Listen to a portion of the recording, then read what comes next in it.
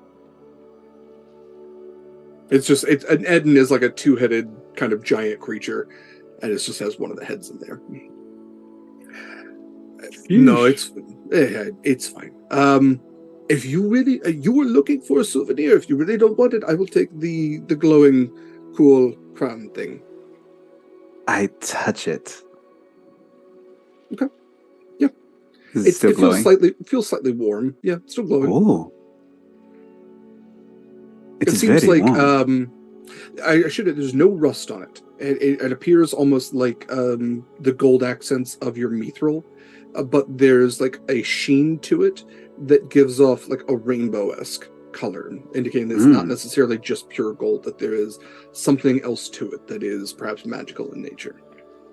It is very beautiful. Look at this. He's gonna just give it a once over, but I will remind you that my intelligence is a -1 modifier. That's fine. Yeah, I mean it's a circlet. This is not something that you've been around magical stuff before. You know what a circlet is. It's on literally like the shape of a head. You know where it's supposed to go. It's not like you're gonna try to wear it as like a necklace or something. Even with a -1, you can figure out this is some sort of magical circlet. What it does, you don't really know, but you can absolutely take it with you if you want. Yes, of course. Okay, I'll put this away for later and put it in my haversack. And Corvus will actually find a floating book. Oh. And he will open it, noting, first of all, that there's a book beneath the waves that is in this otherwise ancient room that is still surviving. And he flips it open and kind of goes through a couple of pages. A wizard's tome.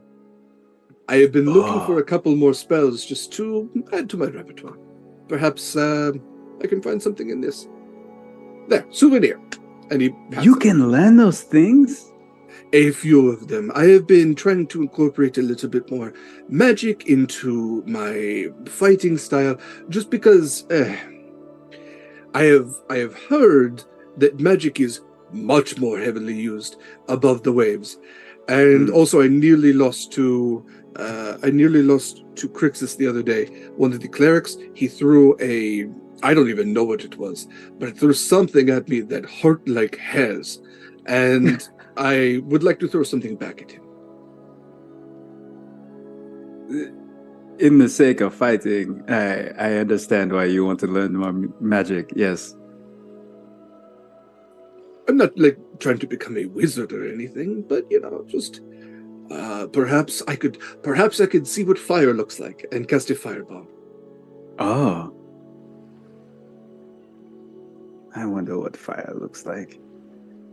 I imagine that it probably feels like this ground actually very warm. We do have the heat vents. If you've never stuck your hand in one of those, I'm pretty sure that's what fire feels like. By the forges,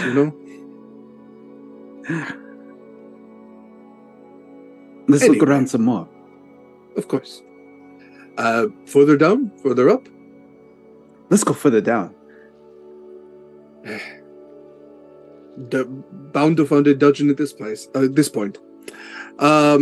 You go further down, and you finally get out of this tower section. Opens up to a much wider kind of room, and what you're seeing at this point is what you imagine to be the throne room. Wide open space, kind of like these very worn trenches on both sides where people might stand, the courtiers might stand. Two very weathered but still recognizable thrones, very weathered banners, and still existing most of a stained glass window that exists behind the two thrones. So there's light that's peeking through, so you're getting natural light. You're also getting some colored light as well. Oh, it definitely goes up to the stained glass window, looking at all of the different shapes of all the broken glass that is now been compiled into this beautiful work of art. And it's not in any like particular design. It's more just as many varieties of colors as we could have that are illuminating the floor where someone might, present themselves to the king and queen. It illuminates in a circle, this spot with all these different vibrant colors.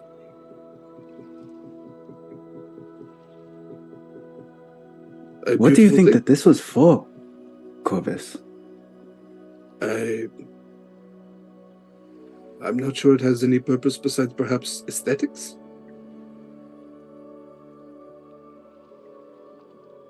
I don't know. Are you being? Is it a laser beam? Are you being hurt by it right now? Oh no! It is just very beautiful, and then it shines right down on this one spot, and I just it's very pretty. I have heard that other peoples tend to care about how things look more than the Nalos do. We are more of a function over form type of people. Other peoples, not so much.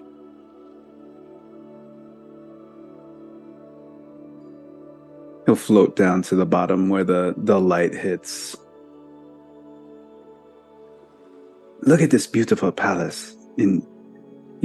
I imagine that he walks up to the throne itself, and I imagine that these people would sit around and talk for hours and talk about how they could best their people together and not have to worry about, what we worry about is being told what to do. They figured it out for themselves right here in this great place.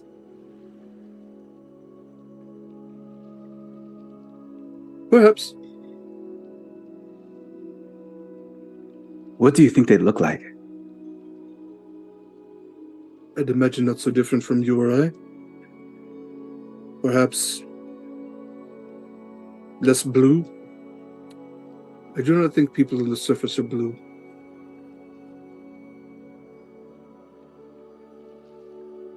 Or perhaps they had horns or pointed ears or none of those things.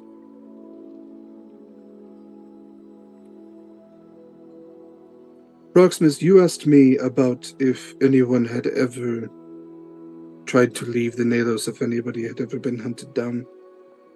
And I am sorry that I did not answer you when you asked that question. It is not an answer to a question that I like to think about often. I try to push it to the back of my mind, and yet it so often creeps back up. I had a friend some years before you were born that was someone who asked questions similar to the ones that I have asked you today, similar to the questions that I have wondered aloud, and he wondered them too loudly.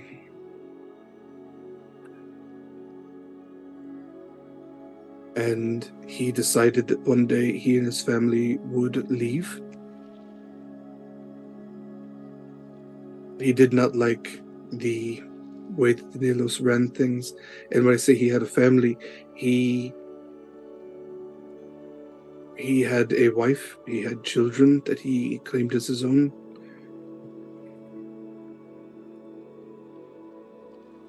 And the last time I saw him, I wished him luck.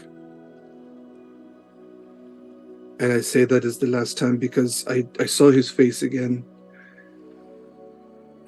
as it was posted as a warning, his head on a pike for anyone who would ever dare to leave the Nalos and our tradition and our beliefs. And I miss him.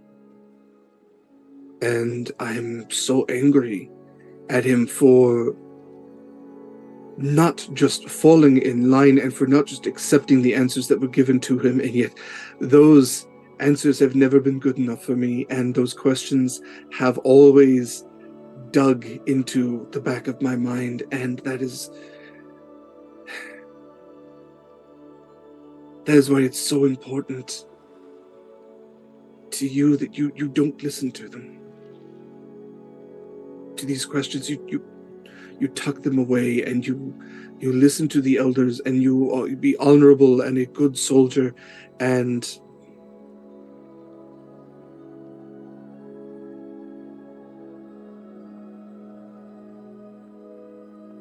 you do your best to do right by your people, our people.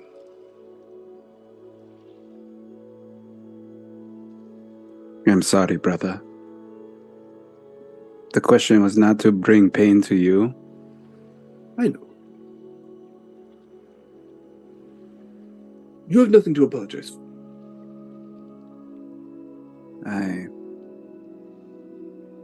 You ask about choice and whether we have one.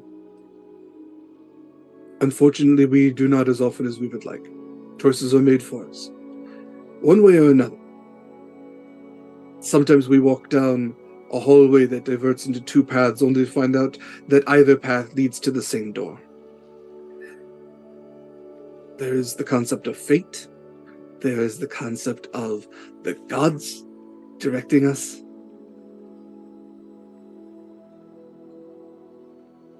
I've always wondered what my life was ever meant to be, if not this. Or if it was always meant to be this, that there's a hand that was guiding me.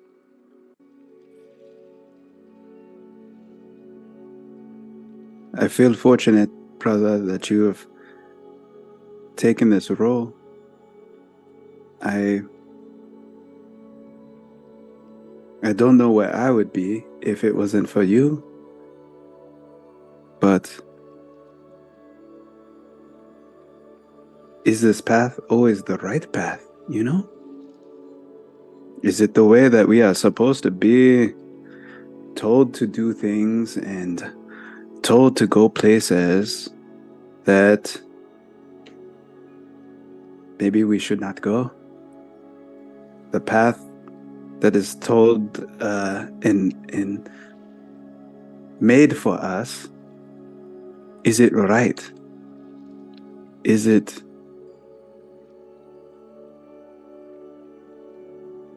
righteous? It is okay to ask me these questions, Proximus. It is okay to ask them here.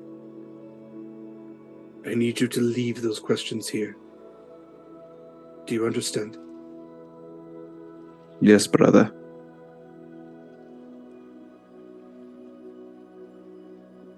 Things go quiet for a moment as both kind of stand in this throne room, and this light peeking through this window, this otherwise stillness in this room of long worn stone.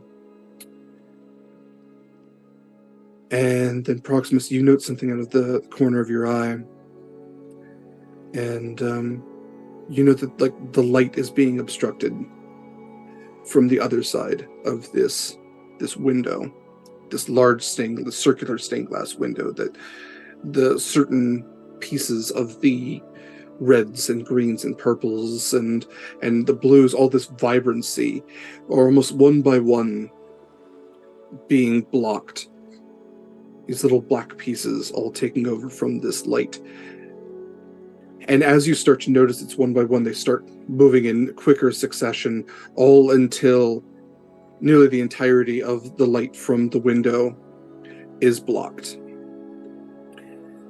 And Proximus, you would look back at this point to see that on the other side of this window are hundreds of these manta ray, these devil ray-like creatures, these massive, sprawled winged creatures with these barbed tails and these horrific faces, these glowing eyes looking down at you from these pincered faces and these horrible jagged toothed maws. And as you look around to all of the shadows that have been created, you see them start to move slightly. And as these shadows full of rays themselves compress around you, and darkness takes over you and Proximus. That is where we're going to take our break. What? So, folks, stick around. I don't think we're going for the full 3 hours. We might actually, but stick around, and we'll be back in about probably 10 to 15. So, hang out. We'll be right back.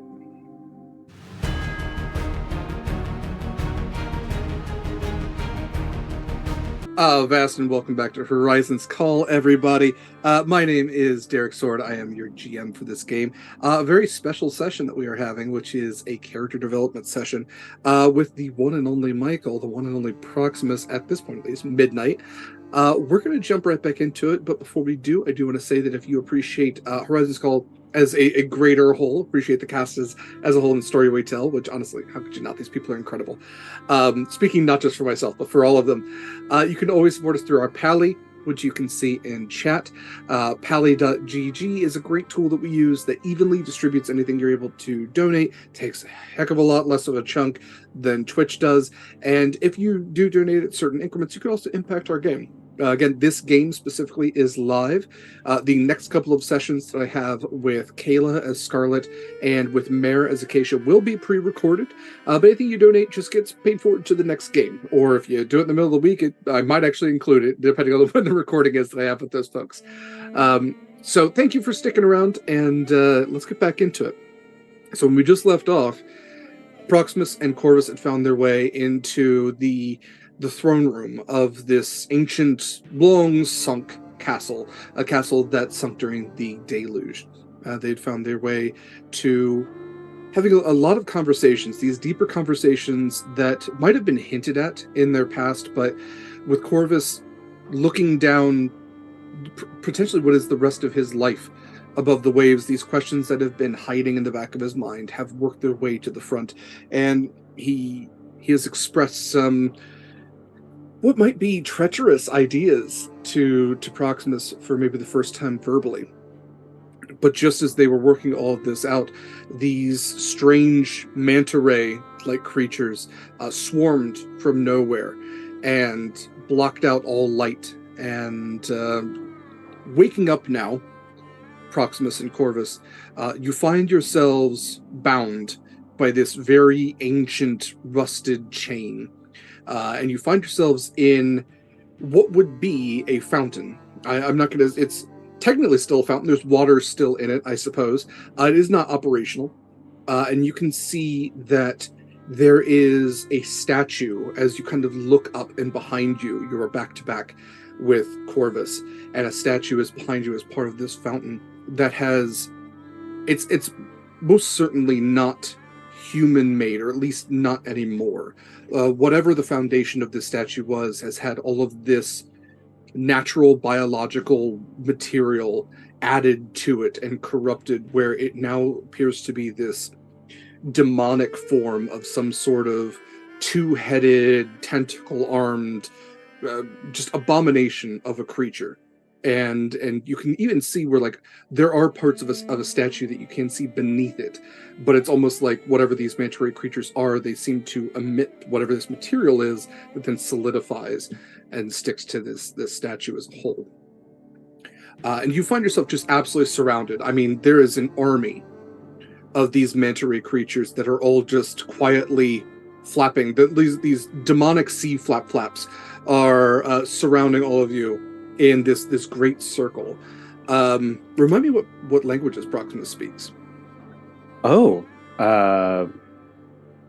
Celestial, Common, Primordial, and Aquan. He's a paladin. He even gave a look like, why Celestial? He's a paladin. Okay. You wouldn't necessarily recognize any of these, although, you know what? This is, I think, maybe the only time that we might do a dice roll. Give me an intelligence check. Oh. I know you got a -1. There's still a chance. Boo! I was going to say, You can do it with advantage since Corvus is there too. Corvus would help you. Well, what I was going to say is that I could use my divine sense. Oh yeah, You can detect good or evil or a hallowed spell. You also know a location of a celestial fiend or undead within 60 feet. sure. Yeah, you can absolutely do that. But it's a 12 is Okay. what I rolled. Okay. Is that with the advantage? Oh, no, I'm sorry. 17 with advantage. I'm sorry. Okay. 17 is actually still pretty good. And I think, so what I'll combine with this is you do your divine sense. You are a paladin at this point. You do have that, your divine power sourced from, you believe, the Queen Mother. And you instantly know that you are dead center on what is whatever the opposite of hallowed is. I can't remember. It's a sullied place. It once was. You're picking up like again. I like to think of divine sense often above the water as like maybe a smell that you can pick up. That's kind of tougher beneath the waves. So what I'm kind of thinking you're picking up on is almost like vibrations in the water that you would pick up, almost like a shark can smell blood and get those electrical senses. You do so in a sort of divine way. And so whereas something that is radiant, that is divine, might give off this pleasant electrical kind of thrum to you, something that is evil, that has been sullied by evil, the complete opposite. And you are basically, you and Corvus have been placed on the table of, and the altar of an evil place. And all these creatures around you, none of them are pinging as like fiends or undead or anything, but it's when you connect their language, you are pretty sure you would know what like infernal maybe sounds like. This is somehow even more twisted than that. They are speaking abyssal, almost in unison. I only know the bad words. Yes. Well, they're all bad words. Yeah. Every word in abyssal is a cuss word. It's a real fun language to learn. You end up summoning demons more often than not. So you're back to back with Corvus. He is just kind of coming to as well. Brother, are you hurt? I am okay, brother. I don't know what we are doing here, but we are on some kind of altar of some sort. Well, things could be worse. They could be a lot better, but they could certainly be worse. He's looking around now. You note that there are a couple of larger of these creatures as well that seem to have different markings on their stomachs. That seem to have almost been naturally formed, like if they were going to have these natural patterns on them. Some of them that have very large, like barbed pincers that come off the front, where like a manta ray might have little horns. These are actually like almost like mandibles. And then some other ones which have some abyssal markings on them that seem to have naturally formed. Well, I was really hoping that I could actually go to the surface in one piece, but oh well, I guess I get to die side by side with you. I'm just kidding. How do you want to get out of this? Yeah, Proximus says, "Seek and sate," and he uses his ability, Emissary of the Sea, to communicate simple ideas to a beast, elemental or monstrosity, with a swimming speed.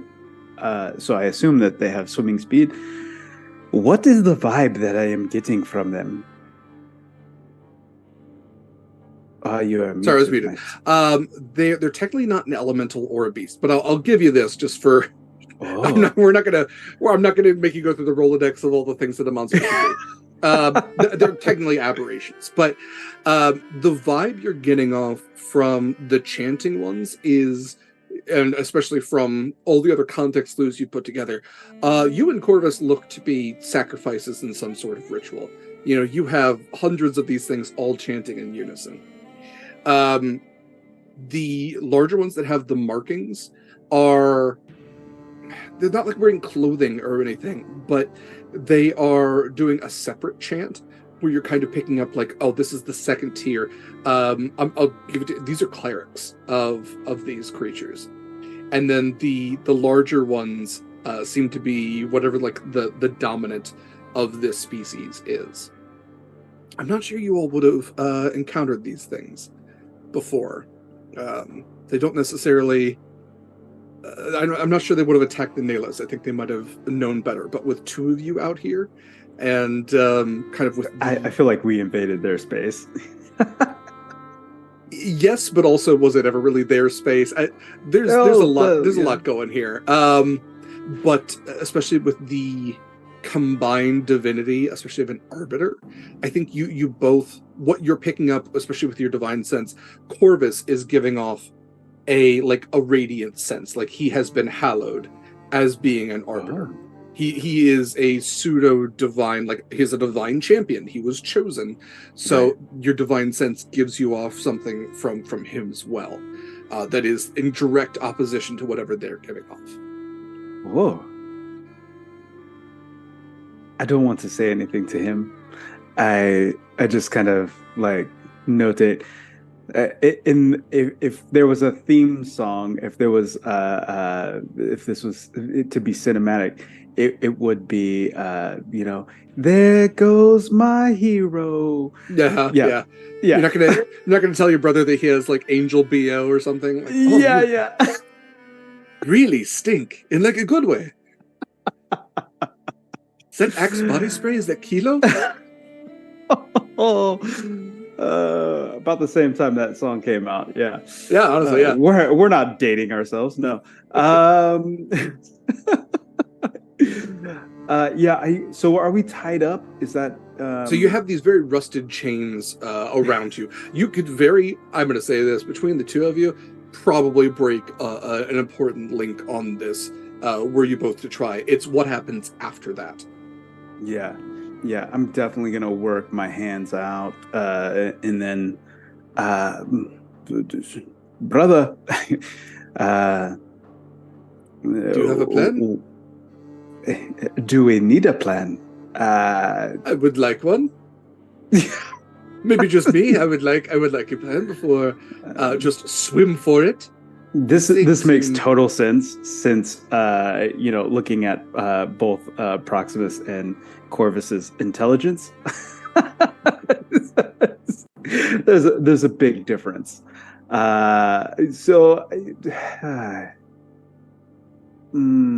Do you have your weapon on you? Do we have our weapons on us? Or are we just chained up? The weapons have been kind of like placed a couple of feet from you. Mm-hmm. I will say you haven't been like de-armored or anything. Mm-hmm. And the one thing that you do note is, because you kind of like hooked it into your belt, you do still have the circlet, which is kind of like underneath one of your side panels of your armor. Oh. I want to slide that on to my head. Okay. So you can absolutely do so. You can't like reach up there. If you break the chains, you could absolutely slide that on. Yeah. I definitely.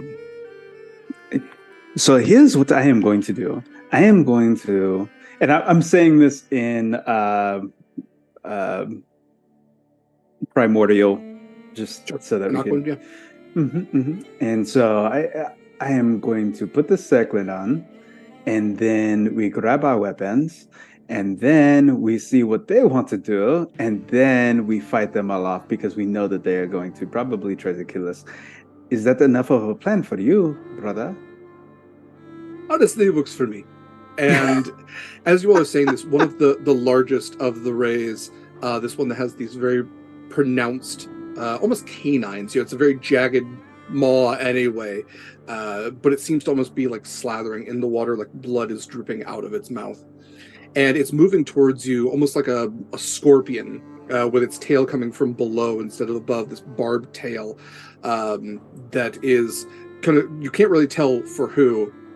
And Corvus goes, on the count of 3. 1. Yes. 2. 3. and you break your chains. I'll give that to you. Both of you stretching your biceps in unison. One of these iron links just again, it's so far beyond rusted, just disintegrates into this water with a little bit of orange powder kind of coming out of it.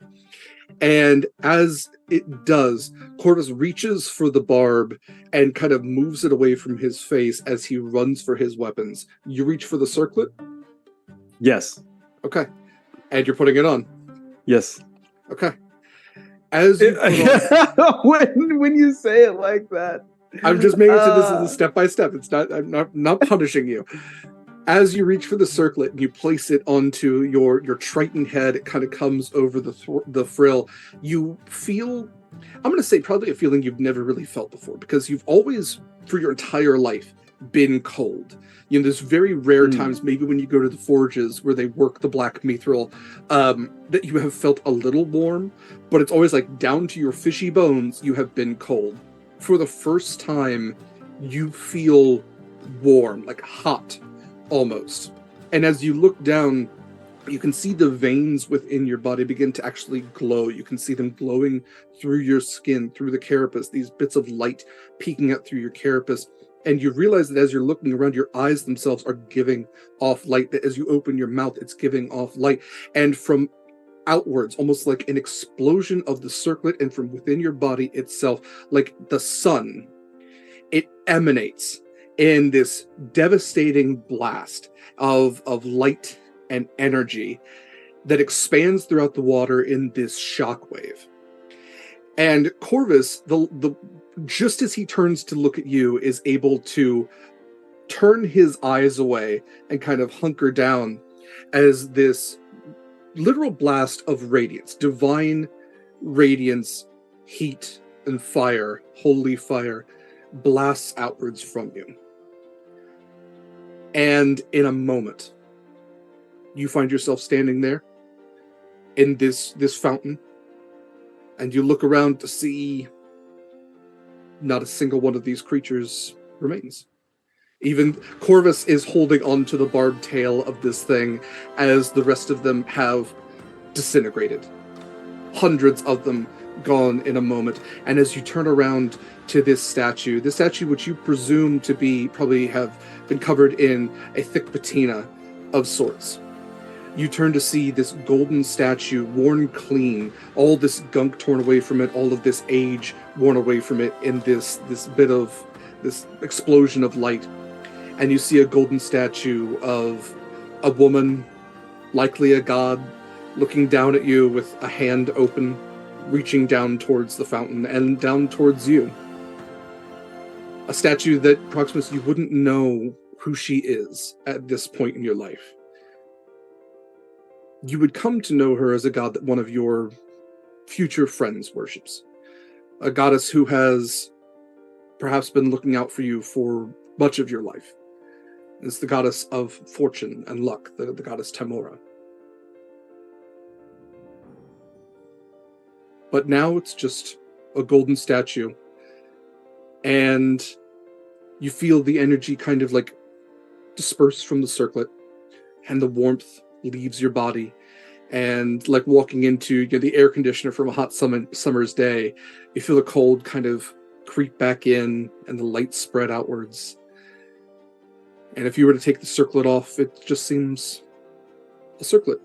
Inert, no inherent magic, no warmth left to it. Whatever energy there was, perhaps meant for something like this, now gone. Proximus is going to first look at Corvus with a shocked face. He's going to take the circlet off and move closer to the statue. And with the extended hand that is out, he is going to place the circlet onto the hand.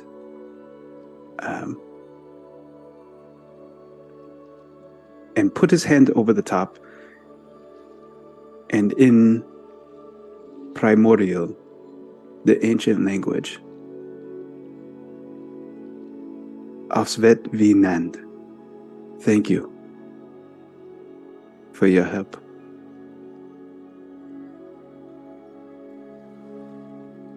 You might tell people later what you think you saw, and not one of them was going to believe you.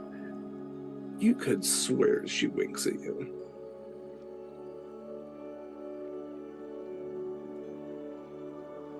But why do I fall in love with all the gods?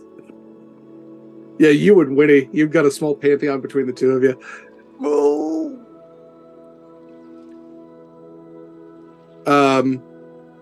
Corvus looks at you and goes, "Good souvenir. That was very lucky." Yes. I am very unsure of what just happened. But there's so many magics in this world that I will never understand. Who knows? I'm going to read through this book and see if I can figure some of it out. This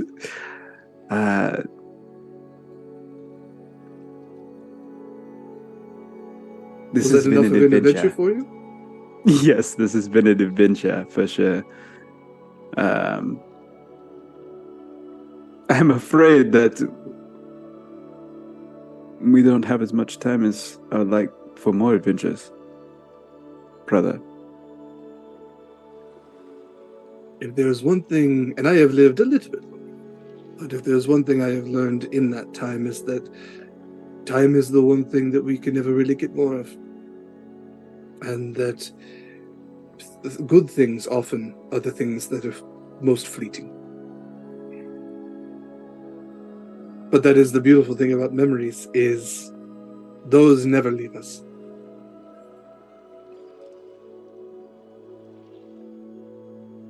I just wish that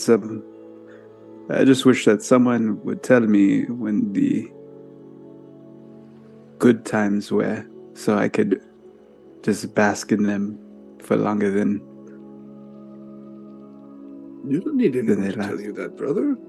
You know when the good times are. They are those times. They are the times when you are lying there at night and thoughts creep in that give you not great feelings. They are the thoughts that you have to fight those away. There are times like this when you and I went to a strange new place and almost got sacrificed to some sort of demon lord, probably, and incinerated an entire army of strange creatures. That is a good memory. The best memory there is.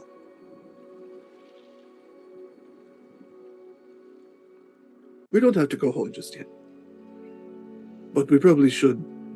And he looks up to where, sunlight had been pouring in. That sunlight is far gone. It is likely nighttime now, and you're not really sure how long you were unconscious for.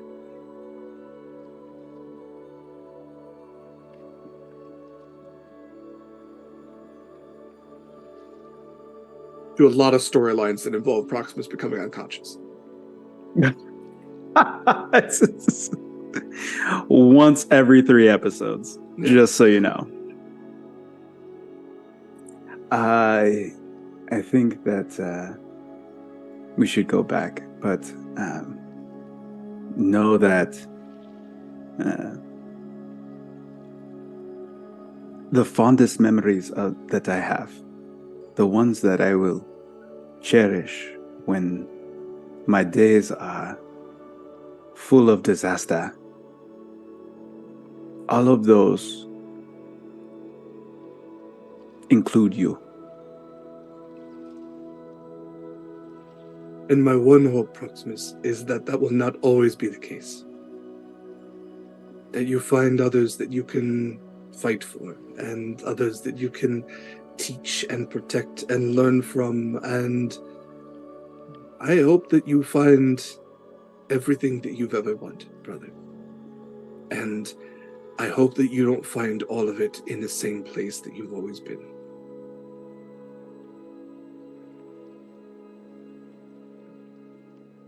I hope the same for you, brother. He looks up to the statue of Tamora. Who knows? Maybe if I'm lucky.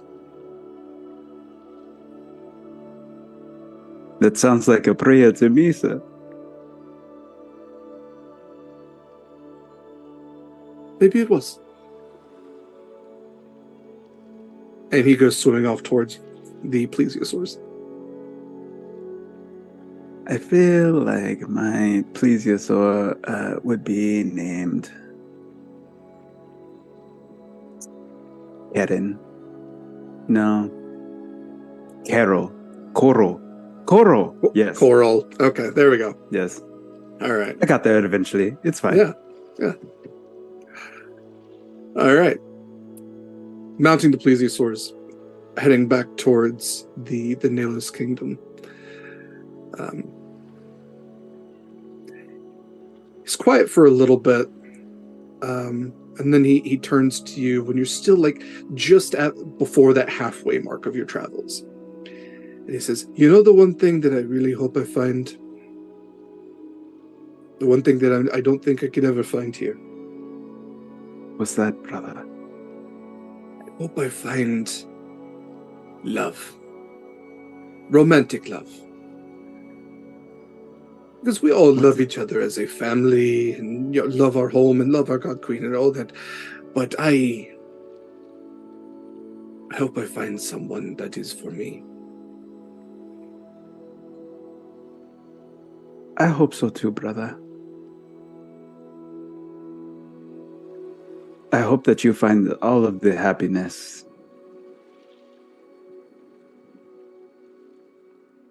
I will try. The surface is a whole new world with whole new possibilities. I am becoming more comfortable with the idea.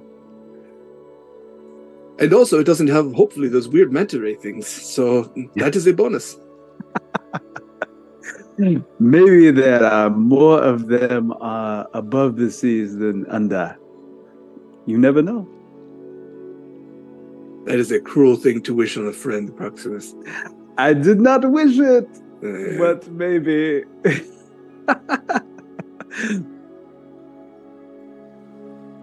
Time goes on as you two travel, and you share some more memories.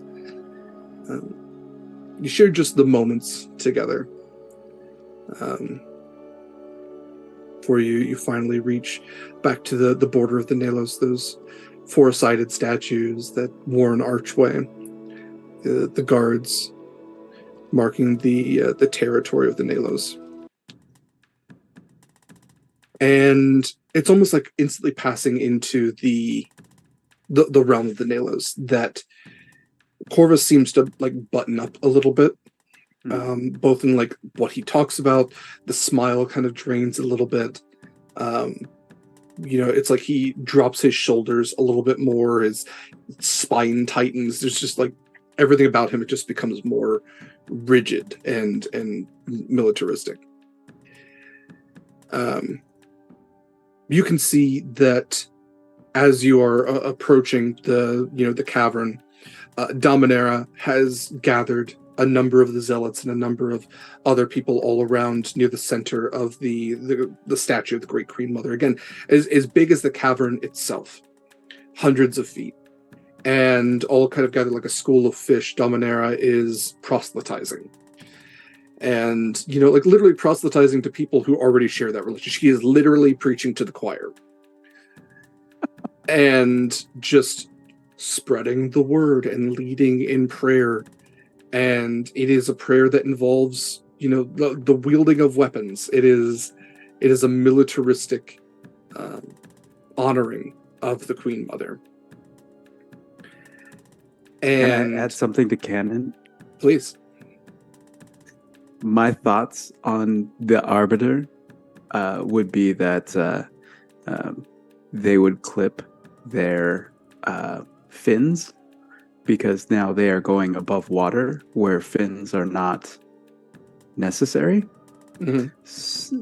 And I imagine that Corvus has long, beautiful fins, but before going above water, they are forced to then clip them into whatever haircut he decides. Mm-hmm. And that is a public thing. The weeks go by. You all figure you probably spent about a day and a half on your little adventure.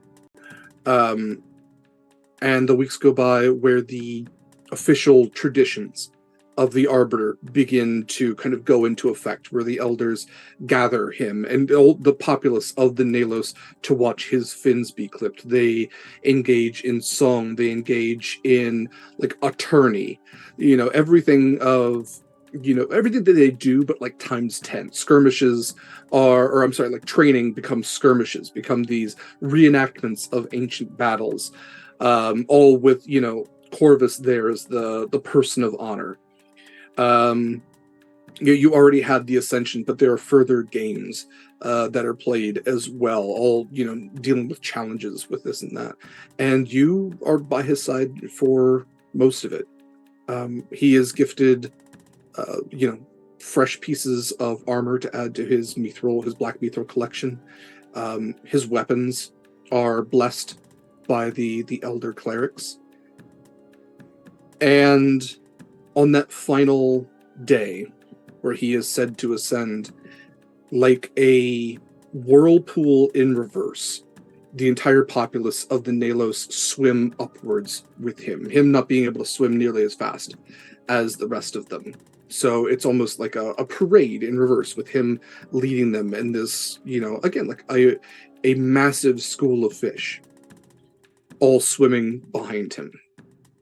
And as it goes along, people end up dropping off. The elders are probably the first to drop off, the go back, because swimming for them is harder.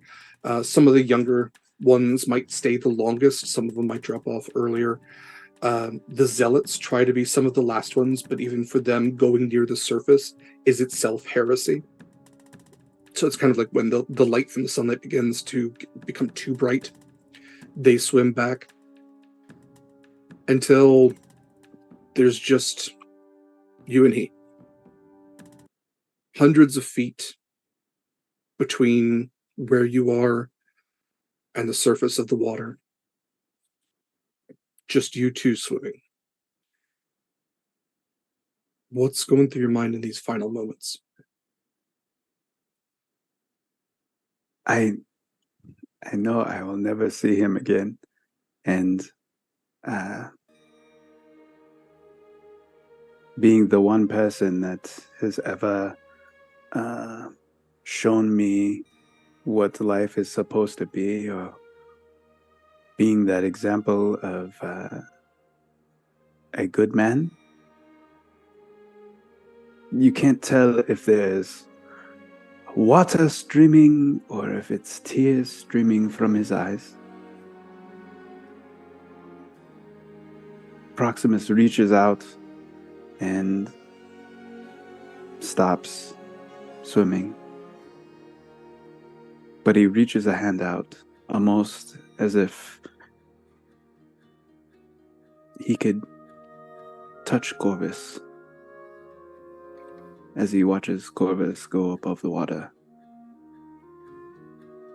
Corvus feels that motion from the hand reaching out, and he spins in the water, and you see upwards, the sunlight illuminated from behind him, this silhouette of your mentor, your brother, your friend.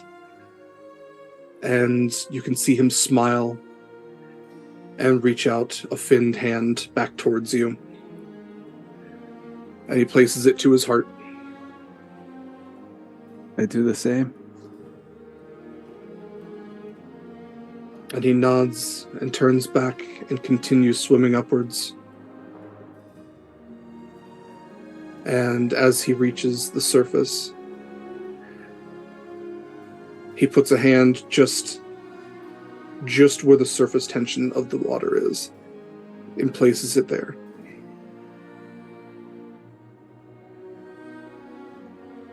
I'll come up and put my hand exactly there. keeping to the oath of your people. Surface tension of the waves not broken. Mere atoms of water between the two of you. That is the last time you see your brother. I hope you find happiness, brother. You're not sure if he hears you. He doesn't respond. He just turns away. Perhaps the crashing of the waves was too loud. You've left him at what you presume to be the fen. You can see some structures peeking through the water in this otherwise inky blackness for wherever the foundations of this island are. You want so badly to peek above to see what his future is going to be, but you know better.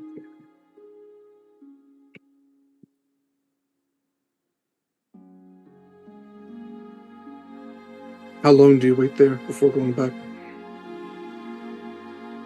I just float down. Not swimming, not trying to be buoyant. I just float. And take in as much as I can from what I can see as I float further and further down, leaving the light. Feeling that warm water grow colder and colder as you let just the natural gravity and weight of your body pull you deeper and deeper, the light fading.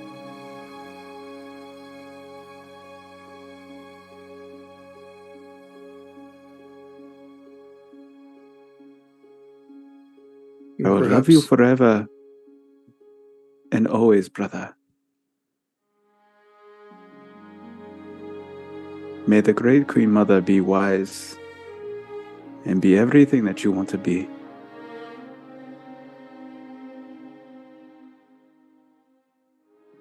Perhaps without realizing it, Proximus reaches for the rock with Corvus's name carved on it.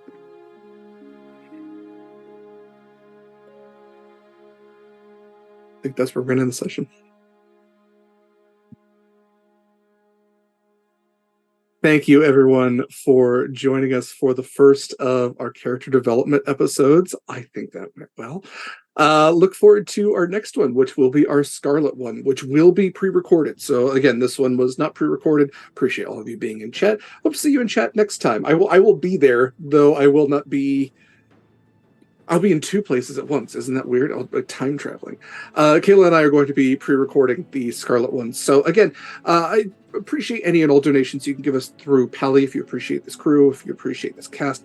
Much appreciated. Doesn't take the cut that Twitch does, and also impacts the next game. So again, if you happen to do it for a pre-recorded one, we'll pay it forward to the next one. So thank you all for joining us. Again, the Scarlet one and the Acacia one, the next 2 weekends will be pre-recorded, so just as a heads up. The Witty one might be. Who knows? I'll have to talk to Eva about that. We'll work that one out. But again, thank you from the bottom of my heart, for me, for Sword and Key, for joining us for this. This was a first time for me. I couldn't have picked a better person to do it with than Mikyl. So a special thank you to him. We'll probably have shorter stuff now because it's only one person. So, Mikyl, where's some places that people can find you? Hi, fam. I'm not crying. You're crying. You can find me on Instagram, Twitter, and Tumblr at Mikyl Sandoval. I do some art there.